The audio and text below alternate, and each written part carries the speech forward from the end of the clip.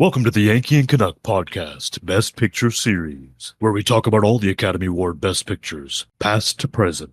And I'm your host, a Yankee. And I'm your host, a Canuck. And today we're going to be talking about An American in Paris, 1951 film. This is the 24th movie to win Best Picture. And this is a Gene Kelly film. It's a song and dance comedy film. Basically, it's about this dude from New Jersey living in Paris, trying to sell his paintings. And, he's like damn near 40, and he's in love with like a 19-year-old. But then, like, this woman who's like in her 30s comes in. She's like a rich person. She's like, I like your paintings, but I really want that d-. And so there's like a love triangle in there somewhere. And yeah, I mean, that's basically the story. However, it's mostly singing and dancing and, Gene Kelly doing Gene Kelly stuff. Exactly. He's character's Jerry Mulligan. He's a GI, right? He's staying in France after the war, pursuing his painting career and, taking in Paris and getting into the bohemian lifestyle. And he's got his friends, Adam, plays piano, the other guy, Henry. And, yeah, I mean, honestly, I'd rather watch An American Werewolf in Paris. And that movie was disappointing. No. Oh, really? I don't think I'd even recommend that one. No, I mean, I personally wouldn't recommend that one. It's kind of like... No, it's all about American Werewolf in London, man. John Landis. And, you want to see a tap dancing werewolf is what you want to see. A tap dancing singing werewolf be like, oh, look at all these people I want to tear apart and eat. Blah, blah, blah, blah. But like, I don't know. I mean, like, this film in particular was based on... It's not based on anything. There was no reading material for this one. The only thing it's really based on, from what I really looked into, is at least the title is based on a George Gershwin song. So, okay, and he's primarily the soundtrack is it's music that he composed. Yeah, and his lyrics were done by his brother, I believe, Ira Gershwin. So yeah, and that whole composition is like I think a 19-minute composition. They shoehorned that at the very end of the film, which we'll get into in a moment. But it's just it's just like a variation of it. Before recording this podcast, I went ahead and listened to the original recording, and it's a beautiful piece. And the guy actually wrote a bunch of other pieces as well. One of the things he wrote was I Got Rhythm, like a famous jazz thing. I got rhythm, la la la la. Like that thing you hear in virtually like a lot of these old movies. Like he actually wrote that, or at least composed it. And a few other things too. He's one of the best American composers. I don't personally listen to that many American composers, but he's usually considered one of the best, among others like Adams and Copeland, and the list goes on and on. I listen to more, a lot of German, Austrian, Italian, Russian, and so forth. A lot of the famous ones, and but when it comes to Americans, I mean, Gershwin is elite. Yeah, he died pretty young, unfortunately, about 38 years of age from a brain tumor, I believe. So that's pretty unfortunate. I want to say about a decade before this movie came out. The movie uses all of his music. Well, not all of his music, but a little over a decade. Yeah, he died in 1937. The movie came out in 1951, right? 51. Exactly, yeah, it's a little over a decade after his death. I mean, after his death, his brothers sold the catalog to, what was it, MGM, I think? Yeah. Yeah, so, and they were the ones who ended up making this film. And they used a lot of the numbers in there. Like I said, especially towards the end. But they played the music sporadically throughout the film, As far as the actual, dancing and music, I mean, we've seen some musicals already throughout this series. Your favorite, Broadway Melody. Oh, I love Broadway Melody. It doesn't hold a candle to that. Oh, no, actually, this film is actually probably the best, musical so far that I've seen in this Best Picture winner series. Gene Kelly is always great to watch. His dancing is impeccably good. His singing is very good too. He does have a presence. He's just like these other old school Hollywood guys, like Clark Gable, Marlon Brando. But in his way though, it's just, of course, he's a actual performer in terms of actually physically moving around. He's got a lot of physicality to it. I mean, his tap dancing is really, really good. So I think one of the best ones is when he's with these little kids. That's when they sing like I Got Rhythm, and he gets all the kids who are French. They say like I got. He's like I got, and he speaks really good French. At least to me, it sounds very good. So I don't know if he was really fluent in real life or he just was really good just for this film. But he gets all the little kids to say "I got." Then while he's singing, all the little kids are going "I got rhythm." I was like, "This is cool. I like this." Yeah. No, that's one of the. And you're right. He definitely knew French, 100%. I know for a fact he knew French very Oh, well. there you go. So that's very good that you caught that actually. And It seemed yeah, I very mean, authentic. yeah, definitely, yeah, no doubt. Gene Kelly's Gene Kelly, right? I mean, you know what you're gonna get, and he always delivers, right? Super talented dude. I mean, Oh yeah. so you know what you're getting, and so That's why, like, um, it's not as good as Singing in the Rain, which I always thought was a Best Picture right. winner, but it never was. I mean, I think it was nominated Not but it never won. And I felt like that was more deserving than this film, only in terms of the story. Like, the performances in both of those films are very good, but for whatever reason, this one won. I can't wrap my head around it. I mean, because the story is just kind of garbage. Yeah, I mean, it was. I think what I gathered, this one was controversial, right? Because this year, Streetcar Named Desire was released. Oh Place in yeah. the Sun. There's a lot of movies that people were like, these are good ones that gotta win, right? There's a rumor. I don't know if it's true, but supposedly it was actually those two movies were like the leads to win one of them, and there was like a split, and they ended up just going with the third horse, which was this film. So I don't know if that's true or not. I that and so people Let's were go really with the shocked dark at this. horse. Let's go with the underdog. Yeah, the dancing, singing movie. Go with that one. Yeah, I mean, people were shocked at the time, and I think a lot of people were upset that this won over those movies. And I'd be upset too. I think they're like, But, this is really? good, but like really, I mean, how about this other brilliant film giving it to this musical that look, I mean, I mean, it's not bad. It's a good, very good musical. yeah, It's it not really is. my cup of tea, but when it comes to musicals, I can be picky at times. And the issue is exactly what you said. Musicals are fine, but as a film, a lot of these are lacking. If you're giving it a musical score, sure, it'd be great. But you got to look at it in its totality as a film, and not just the perform that certain production and the color Look, in they're this dancing. film, Whee! Technicolor. And there's a lot to it there, but let's be honest, like you said, the thin plots, among other issues, and the story. Come on, I mean, a lot of these musicals, it's like this is What? what you're giving us in terms of the story, and this is the Yeah, plot. Yeah, I think it's very nice. primarily just that because the performances I think are fine. Again, there's nothing really Yeah, stand out per se. I mean, even the way it's written, Gene Kelly's character is pretty terrible. Because again, you have this dude who's like pushing 40. I think he was like 39 in the film. It's never explicitly stated in the film, but the actor in yeah, real life was like 39 or something. And the actress yeah. who plays the French love interest, Leslie Caron, I think her name was, like she was actually 19. So there's like a 20-year age gap already. So I'm like, you got this old dude pining for this young girl. I mean, a tale as old as time, I guess, but it's just like, okay. And he doesn't just hit her up and she's interested. He's straight up harassing her for a date. And then she's just straight It's up true. like, okay, fine. And then you come to find out, like, it was very reluctant. And then somehow she decides to like this dude because he's all like, he's all like super enthusiastic. He could dance, he could sing, and all this other stuff. And I guess that dazzles her. But turns out she was Yep. actually going to marry this other dude who's also in the film. Already engaged. Exactly, yeah. Yeah, she's already engaged with this dude. Well, she's not quite engaged, but she's about to be engaged. Like, they're already a couple. And it's this French Correct. guy Yeah. who's a big time Broadway singer. He's also famous in his own right, whereas Gene Kelly's a struggling, artist. But the guy she's set to marry, he's also kind of old too. So I don't know. It's Yeah.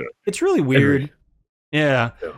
Yeah. So it's just, and then there's a lot of chauvinism in the film too. Like, there's one point where, like, early on in the film, there's a blonde lady, forgot her name.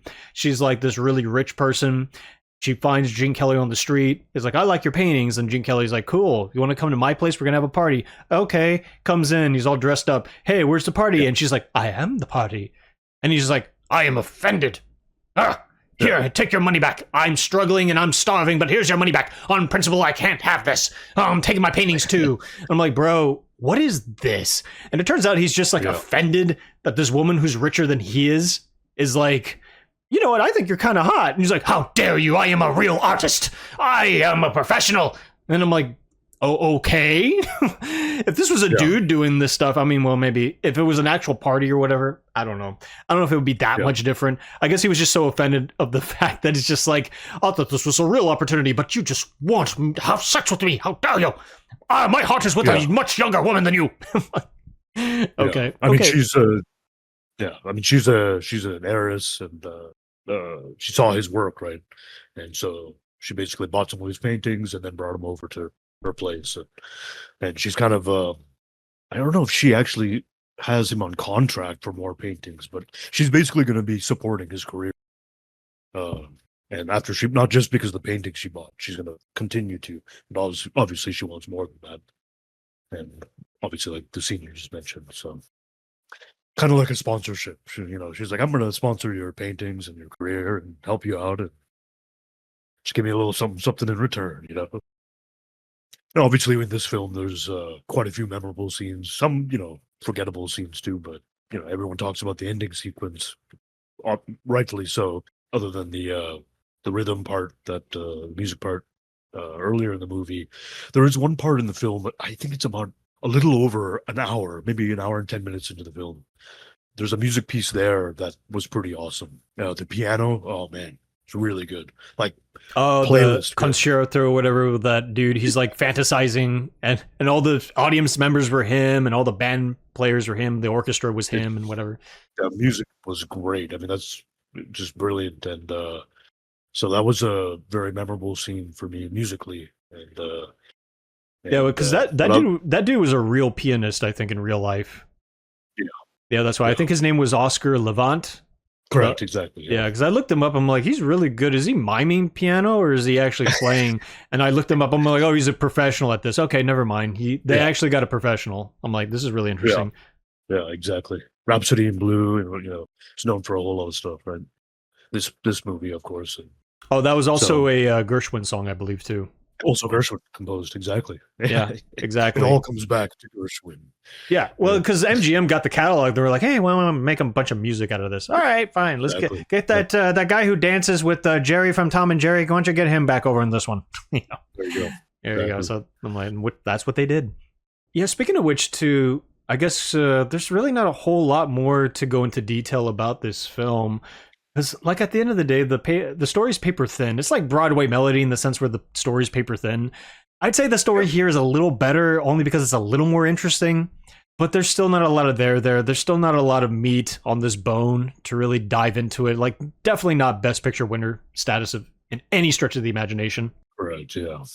And yeah, plus because while watching it too, there were a lot of problems with the actual narrative. We got into like the age gap and the way that these dudes are just so proud to do certain things and the way they talk about women in particular and stuff. It's a very old school, old fashioned kind of a film, which I guess back in the day that played fine, but watching it now, you're just like, these guys are kind of scumbags. You know what I mean? Like the French dude who's gonna marry the really young girl, right? The love interest, whatever. Like he in Henry particular, and he's yeah, Henry, that dude. Like that guy was just straight up like didn't even tell that woman he was gonna marry. He was like, "You're gonna come with me to America, and then we're gonna get married." Like there's no discussion.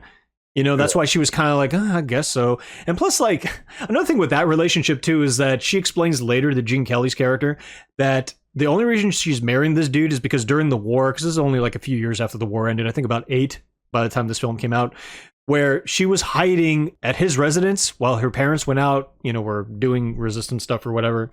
And then she ended up falling in love with him, whatever. But I'm like, okay, you're 19 now. You're talking about years ago. So you were probably like 13 or 14.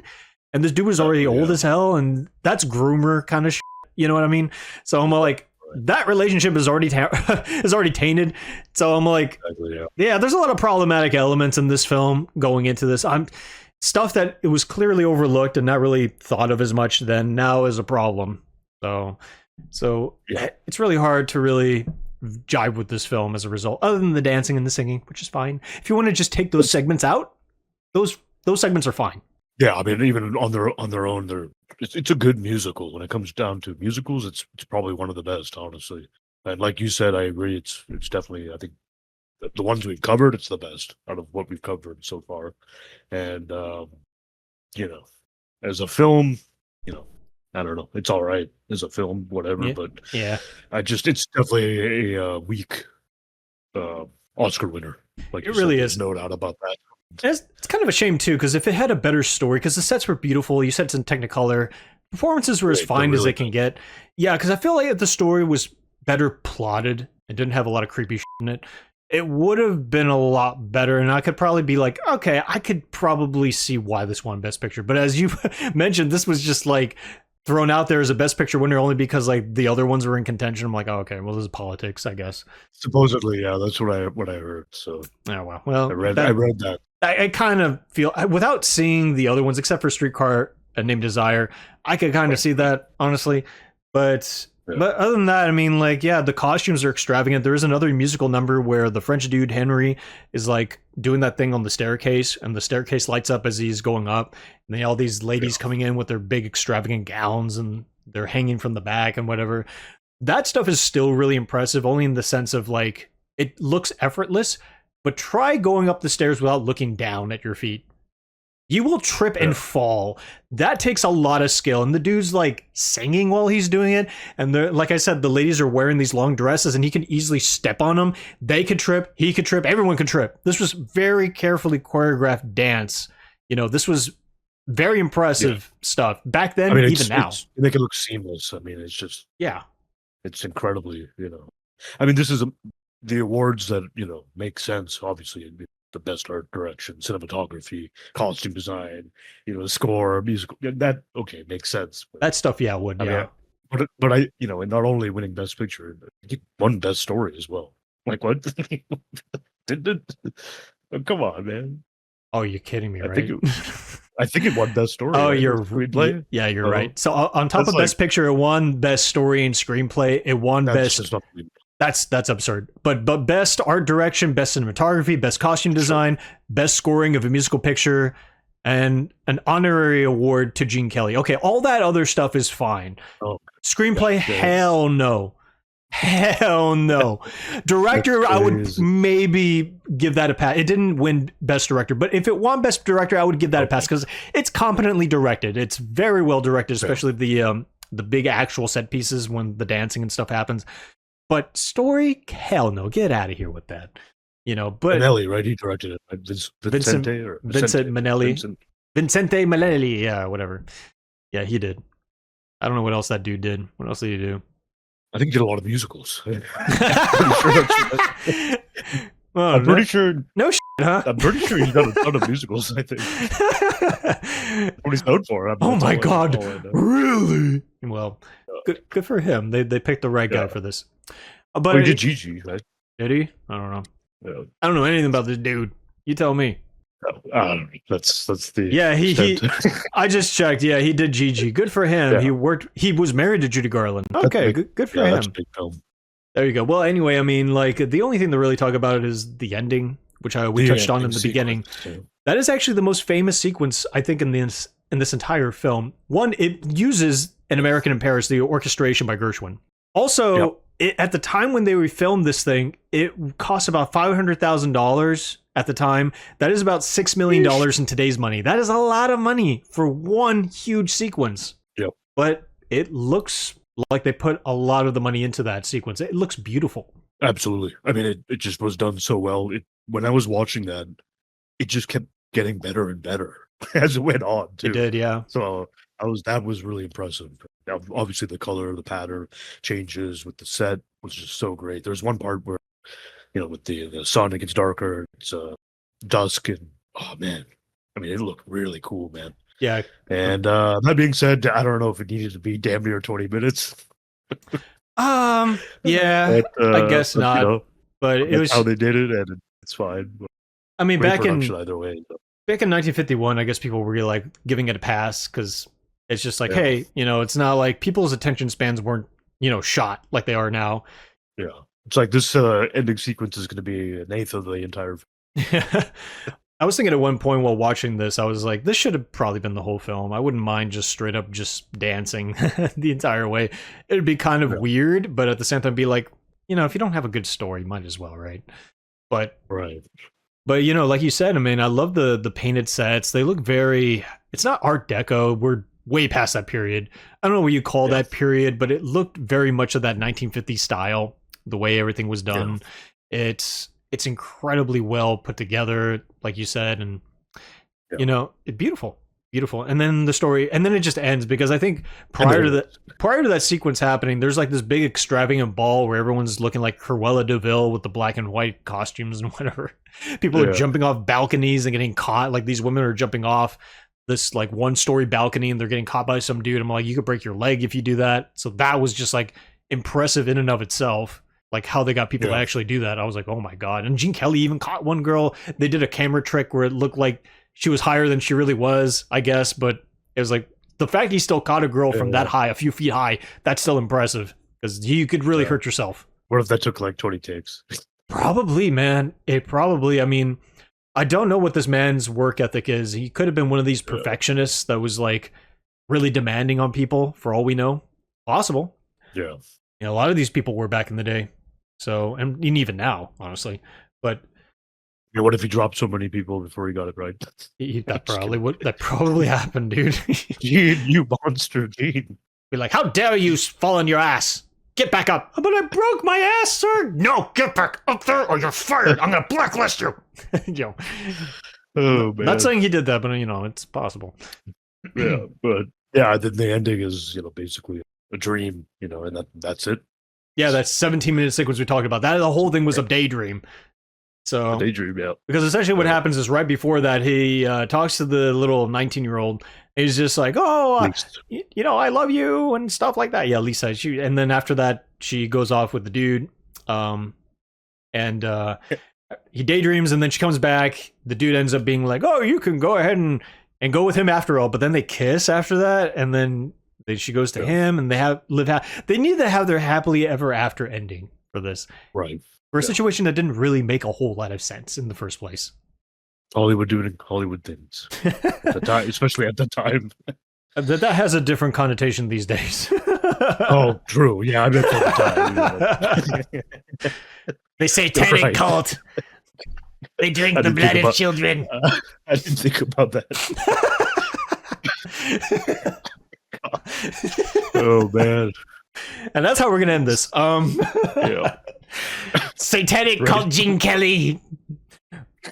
Yeah. Keep the ratings going. Yeah, them ratings. So honestly, on just the dancing and singing and stuff, I'd give this one maybe a 6.5 out of 10. You know, that's as good as it is for this film. That's the only thing that's worth watching. Yeah, actually, that's exactly what I was thinking. 6.5. If the story was better, if a lot of the other elements were there, it'd be much higher than that. Yeah. You know, if it was just the music, that all on its own, much higher. But as a film, like I said, in its totality, this is the best I think I can give it, a 6. But I can understand people giving it a much higher rating. And yeah, I mean, it's one of those particular films. I mean, if you really, really like musicals, you're gonna love this film. It's like it's like the last film we talked about, All About Eve. That is not a musical, the actual Best Picture winner, but the remake, as I mentioned, Lauren Bacall, that is a musical. I did not like it. I did not like those songs, but there were people in the comment section, because I was watching this on YouTube. People really liked the musical and they had fond memories of it. They loved Lauren Bacall's performance, even though she was over the top. So there are people that do have fond memories of this stuff. So if you're a musical lover, you're going to really like this film. We're not particular musical lovers, so we don't really care for that. Yeah, it depends. I mean, there are some that I enjoy and all, but if it's a movie, there are certain things I expect. And exactly. Story. Well, that's the thing. I mean, in terms of musicals, to me, the best musical of all time is South Park: Bigger, Longer, and Uncut. That has a great story. It's funny. The music is actually really good from beginning to end. Never get tired of it. They're earworms. Oh, good. That's, to me, a real musical. Funnily enough. One of my favorites, Pink Floyd, The Wall. Yeah, that's a good one, too. It's one of my favorites. We don't need no education. Good stuff. All right, guys, that is An American in Paris. So we're going to be watching a big time film. That's the next one coming up. Cecil B. DeMille, I believe. Yep, that's right. I haven't seen it. He's obviously a legendary film director from the golden age of Hollywood, but we'll see. But thanks for tuning in, guys. We'll see you for that one. And hey, don't forget to hit that like button. Make sure you're subscribed. We'll see you next time.